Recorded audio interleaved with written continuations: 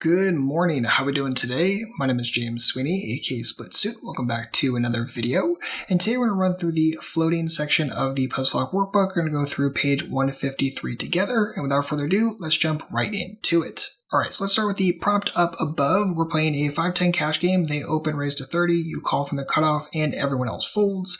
They see bet the flop for 40 into a $75 pot, and we see the total pot right at this moment is 115. That's that 40 plus 75.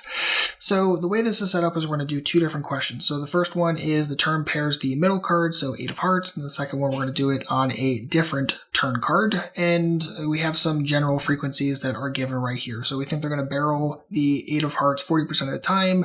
We think they're going to check fold on that card 40% of the time, and we're looking at an $80 bet size if they check the turn. And then the question is, what is the EV of floating here if you bet 80 into 155 when they check the turn and you fold if they barrel? So this is obviously a simplified situation, right? There are lots of other variables at play. We're not even looking at our cards, so we're not factoring our equity or backdoor anything. We're really just looking at the straight up, what if we were just going to float this out and bluff stab on the next street? Would that be good or bad?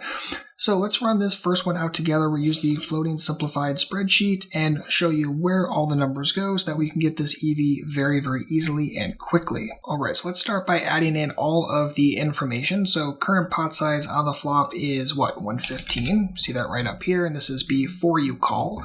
The amount we have to call on the flop right this moment is $40. They barrel the turn how often? Well, 40%. Pulled that right from the question. They check fold to turn 40% of the time.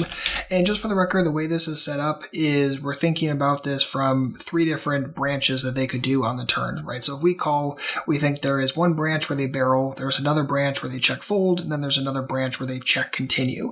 So this isn't to say that, the 40% is a subset of anything else. Think about it from the overall 100%. What are all their actions they have available on the turn, which is going to be, again, bet, check fold, or check continue. And then if we bet on the turn, what is the size of that turn bet? Well, we already said we're going to bet 80.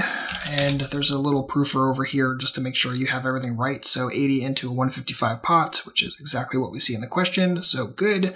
And the EV in this situation is plus $6. Awesome, awesome. All right, so let's continue on and do number 2 as well and see if things change a little bit when we're talking about the 4 of clubs instead of the 8 of hearts. So if we read the question for number 2, we're looking at a slightly different situation, right? We're still talking about betting 80 into a 155 pot on the turn. And by the way, not all of these questions are going to have the exact same bet size, so keep an eye out for that.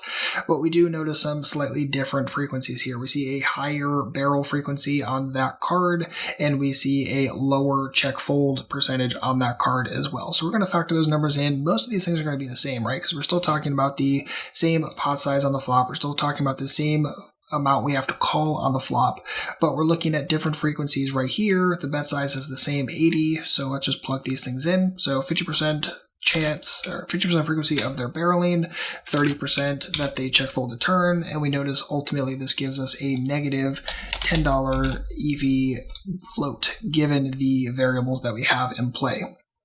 Now, the biggest takeaway here is, again, this is simplified, but by the same token, this is factoring in nothing about our whole cards, nothing about our hand. We're just looking at raw frequencies. Now, of course, you could disagree with the frequencies. You could say, no, I don't think they're going to barrel that much on the 8, or I think they're going to barrel differently on this 4, or I think they're going to check continue differently, right? Because both of these have like a check continue of like 20%. That's not always going to be true by any stretch of the imagination. These are more simplified numbers, but by the same token, gives you a starting point for saying, okay, this is just like a raw, I have 2 napkins kind of float with a bluff on the next street. And what does that look like, good, bad, or neutral? And then at this point, if you wanted to go further with your exploration, you could start changing some of the variables, right? You could start saying, okay, well, what if they barrel a lot more? Or what if they check fold a lot more? Or what if my bet size were a little bit different? And then go a step further, even from where we were on the first run, say, okay, like, do most of the cards in the deck resemble how they'd probably approach an 8 of hearts, or do more resemble how they'd approach a 4 of clubs? Again, so you can start seeing, okay, what does the EV look like of just a raw, naked float? And then start thinking about, okay, well, Are there a lot of cards that resemble that? Because if so, I could probably float here a lot of the time, barrel a lot of the next street, and have very, very profitable floats. And again, this is simplified. It doesn't take in the value of double barreling on, the turn and also the river and what that looks like. This is very, very simplified, but by the same token, it is a great, great starting point. And now you know how to solve these questions for this section of the workbook. As always, if you have any comments or questions, don't hesitate to let me know. Otherwise, good luck out there and happy grinding.